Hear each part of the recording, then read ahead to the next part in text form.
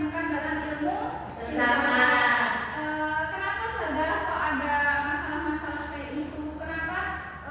Maksudnya kan orang udah berpikir dengan jelas kalau misalkan gini kayak gitu. Kenapa masih ada beberapa masalah? Soalnya perbedaan pendapat antara orang-orang.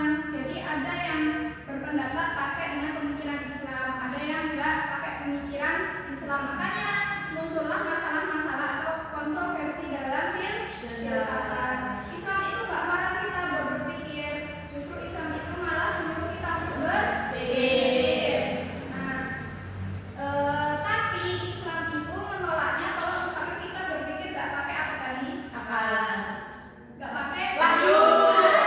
Kita berpikirnya enggak pakai wahyu, bertentangan sama Al-Qur'an dan Sunnah. Nah, jadi terus gimana sadar kita harus berpikir itu? Jadi pertama gunakan Akal. yang kedua Wahyu. jadikan Al-Qur'an dan Sunnah sebagai Pedoman. Terus yang ketiga Wahyu. cari ilmu Dari ilmu sebanyak mungkin. Nah, sekarang kita lanjut tradisi keilmuan Islam. Apa yang kalian pahami dari kata-kata tradisi keilmuan Islam? ini kebiasaan Nah, ilmu orang Islam. kebiasaan umat Islam dalam Belajar. belajar dan mencari ilmu karena Allah. apa tadi tradisi keilmuan Islam? Kebiasaan para pencari ilmu dalam belajar ilmu yang dalam Allah. Benar.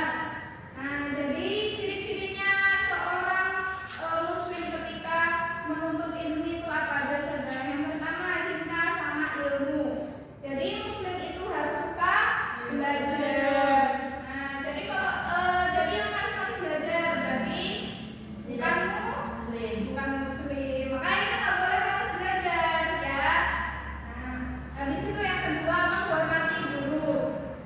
Jadi ilmu kita tuh akan lebih berkah kalau misalkan kita menghormati guru. Yang ketiga menjaga adab itu lebih penting daripada Ilmu.